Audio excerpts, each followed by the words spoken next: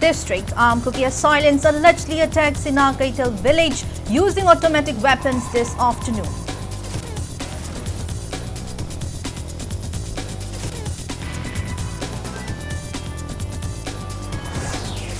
People celebrate Sajibu Cheiraoba Manipuri New Year with traditional fervour and joyous enthusiasm across the valley areas of Manipur.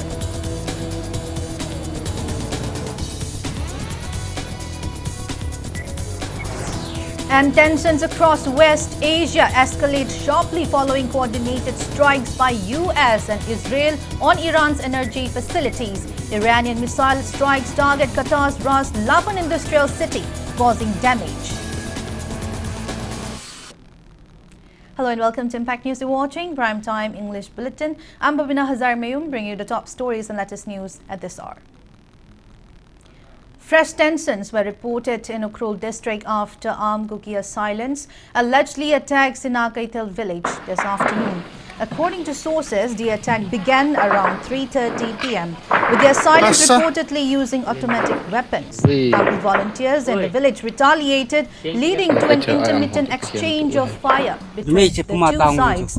No injuries or casualties had been reported at the time of filing this report. It may be noted that Sinakaital has been witnessing rising tensions between Kuki and Tangkhul communities over the past few days. All Inpui Students Union AISU has rejected the alleged claim made by K Songlung Village Authority that K Songlung Village was recognized under the 1961 Manipur Gazette, terming the assertion as baseless. In a press release, AISU stated that the then government of Manipur had provided temporary settlement in Kangchup Reserve Forest area, hilltop of Phaying village, to Kuki community following the Kuki-Naga conflict of 1992-1994. The union alleged that the settlers later renamed the area as Kangchup Songlung, K Songlung. It further clarified that K Songlung is not located at Tamfoimon near Wafong Naga village and claimed that no residential settlement existed in the said area until March 16, 2021. According to AISU, signs of house construction were first observed only from November 15, 2022. On this basis, the union asserted that the claim of K Songlung village being legally recognized on July 28, 1961 is utterly false. Manipur Tribal Indigenous Farmers Committee urges state government to launch prompt relief measures for families affected by the recent heavy thunderstorm and hailstorm before the end of March. Speaking to media at Tuismi, Tengnopal today, District Committee President S. Dangsa said that the extreme weather on March 15 destroyed 125 houses across 17 villages in Tengnopal district, including areas along the Indo-Myanmar border. Some houses were partially damaged, leaving families vulnerable to the elements. Dangsa said that the committee has prepared a detailed report of the affected households and urged authorities to provide not only relief items but also quality roofing sheets to help families rebuild their homes safely. District amagi magi awa ana gi damak thamliba policy praja de khajik to orsi yawan bi bai si farmers committee gi marketing masi apambani masi praja na ngang hana committee sing na su masi lobi ba habisi akoi ga apambani high level point ani si da amthak ki march ki manung si da amthak ki chok ki basu hane gi piho da basing du su masi pibi na ba akoi na haijai aduna akoi na verbally ta ba ganda masi aduni adana mayam tai RTI to ya basu adun ta basu yam lai masi gum mayam se thigat piraga masi phajana negotiate to biraga mi From Tokudu, Panghan Biba, Habisi, Indigenous Farmers Committee, Marketing Apam, Habisi, Media Hondas. Sajibu Cheiraoba, the Manipuri New Year was celebrated today with traditional fervour and joyous enthusiasm across the valley areas of Manipur. On this auspicious occasion, families following Sanamahism offered prayers to deities Lainingtho Sanamahi and Leimaril, seeking prosperity, good health and happiness for the year ahead. As part of the rituals, households prepared a variety of traditional delicacies, beautifully arranged and offered to the deities. Earthen lamps and candles were lit at the entrances of homes, symbolizing positivity and driving away evil. Family members then came together to share festive meals, strengthening bonds and celebrating togetherness. One of the festival's key highlights was the customary climbing of nearby hills in the afternoon, a ritual believed to signify progress and upward movement in life. In the evening, vibrant Thabal Chongba festivities were organized across localities, adding color and cultural charm to the celebrations. It is worth noting that Cheiraoba celebrations had remained subdued in recent years due to the violence and unrest that erupted in the state on May 3, 2023. And this year, the large-scale festivities reflect a gradual improvement in the situation, bringing renewed hope and festive spirit to the people.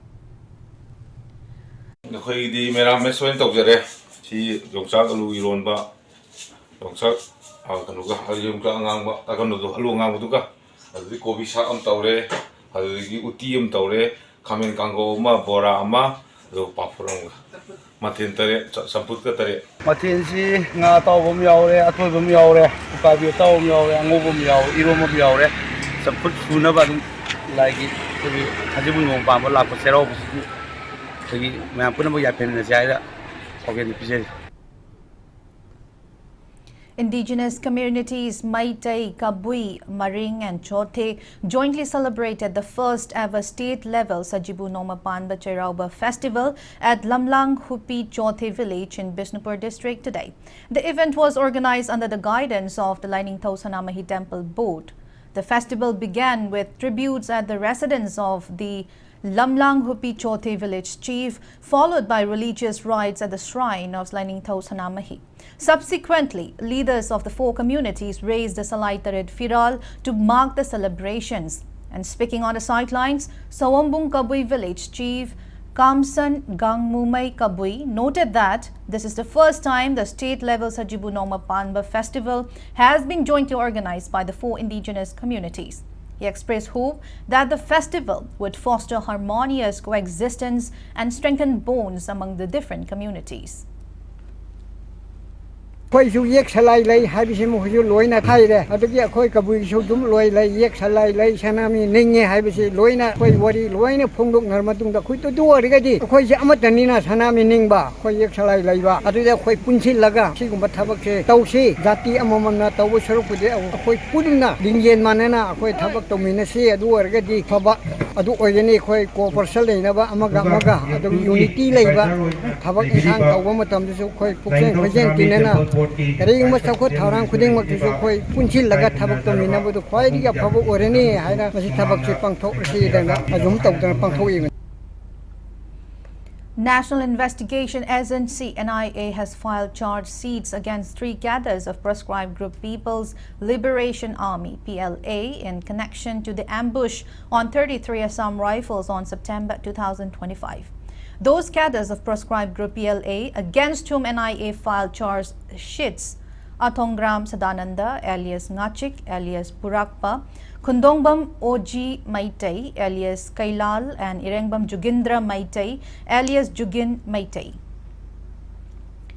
Manipur police arrested a man with 1.5 kilograms of opium from a Naka checkpoint at Phogakchau Ikai in Bishnupur district yesterday.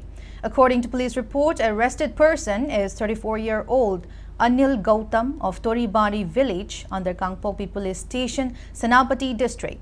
Police also seized 1 auto rickshaw, a backpack, a mobile phone and an Aadhaar card from his possession. Further investigation is underway.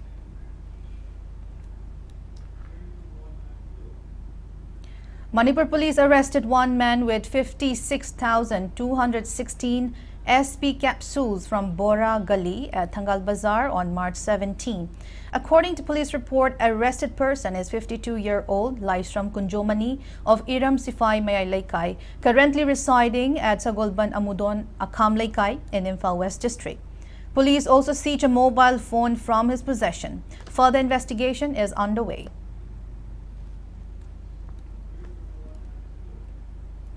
Manipur police arrested a man with 271 grams of heroin number 4 near Kwakta Sericulture Training Institute along National Highway 02 in Bisnupur district on March 17. According to police, arrested person is 21-year-old MD Altaf Hussain of Kairao, Makting Awang Laikai under Irilbung Police Station in Imphal East District. Police also seized one four-wheeler Alto car and a keypad mobile phone from his possession. Now it's time for a small commercial break. After the break, we bring you news on findings published in the 2026 edition of World Happiness Report, which links heavy use of social media to decline in well-being among young people. So keep watching Impact News. Miron mangamdaba hanna abortion chatpa chahi thengni yom panba chup phunba nupagi asonda leibana angang oiba ngamdaba singgidamak maipakpi fertility center with IVF na khudongchaba kaya pizari haukiba chahi anida IVF success rate 60% leikhi appointment kidama. Welcome back. After the break, you're watching Primetime English Bulletin. Heavy use of social media is contributing to a decline in well-being among young people, particularly girls in English-speaking countries and Western Europe, according to findings published in the 2026 edition of World Happiness Report. The widely cited UN-backed index, which assesses global happiness levels, focused this year on the impact of social media on mental health. The report highlighted rising concerns over digital threats such as sextortion and cyberbullying, along with increasing cases of depression and anxiety among youth. Finland retained its position as the world's happiest country for the 9th consecutive year. It was followed by Iceland, Denmark, Costa Rica and Sweden in the top 5. For the second consecutive year, no predominantly English-speaking country made it to the top 10. The United States ranked 23rd, while United Kingdom stood at 29th. India was placed at 116th. The rankings are based on a 3-year average of each country's population assessment of the quality of life. The report is published by Wellbeing Research Center at the University of Oxford in partnership with Gallup and UN Sustainable Development Solutions Network.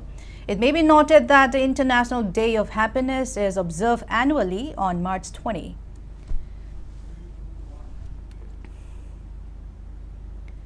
Tensions across West Asia have escalated sharply following coordinated strikes by the United States and Israel on energy facilities in Iran.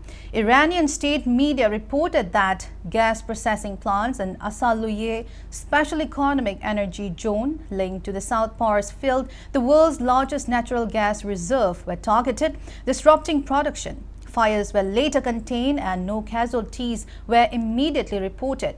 This marks the first direct Israeli strike on Iran's upstream energy infrastructure since the conflict began on February 28. In response, Iran's Islamic Revolutionary Guard Corps warned that Gulf energy sites are now legitimate targets, urging evacuations in Saudi Arabia, United Arab Emirates and Qatar. Tehran described the attack as a shift toward full-scale economic warfare. The situation further intensified after Iranian missile strikes targeted Qatar's Ras Laffan industrial city, causing damage but no reported casualties.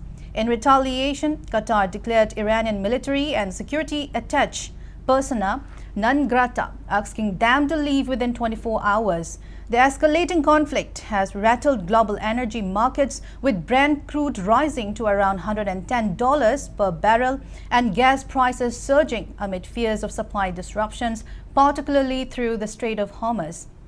As Gulf nations remain on high alert, diplomatic efforts, including a regional meeting of Riyadh, are underway to prevent further escalation amid growing concerns of a wider conflict impacting global energy security.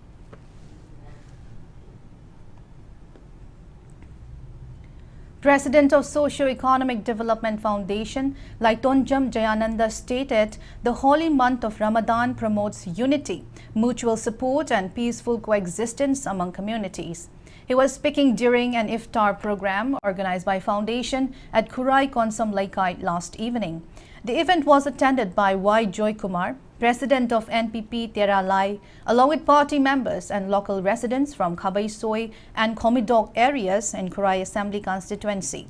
Speaking further, Jayananda stressed the importance of compassion and togetherness, stating that in difficult times, people must stand by one another and live in harmony. He added that the spirit of Ramadan should rise above political differences and strengthen humanity and unity in society.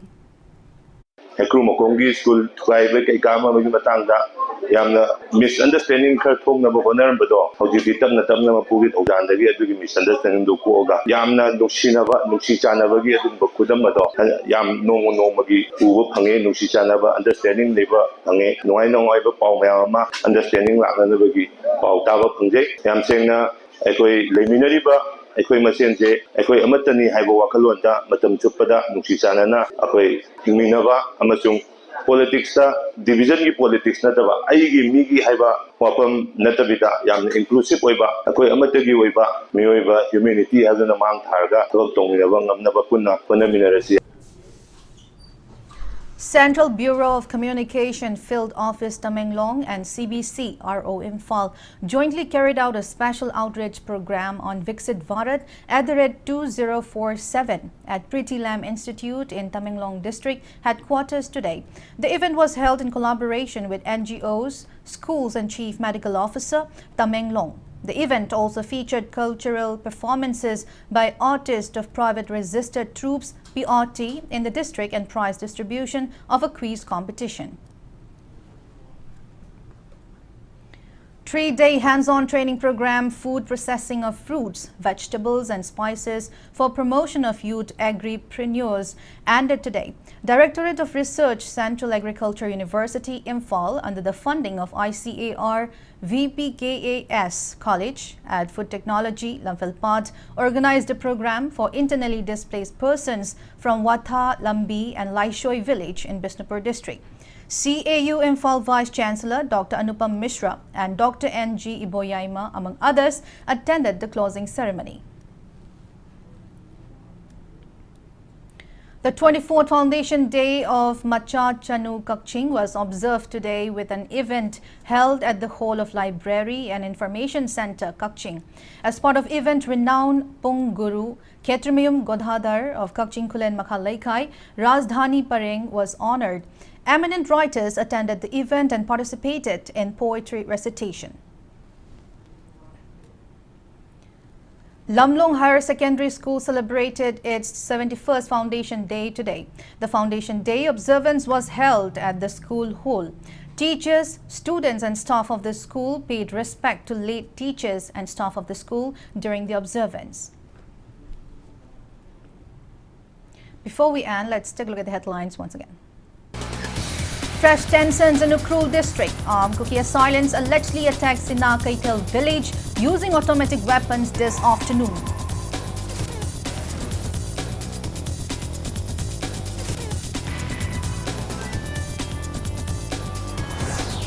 People celebrate Sajibu Cheiraoba Manipuri New Year with traditional fervor and joyous enthusiasm across valley areas of Manipur.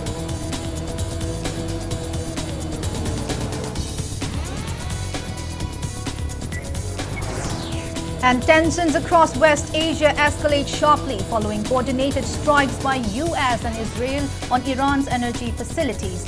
Iranian missile strikes target Qatar's Ras Laffan industrial city, causing damage. That's all we have in this bulletin. Thank you for being with us. Coming up next is Primetime Manipur Bulletin. So have a great evening and stay safe. Sky Hospital na Manipur.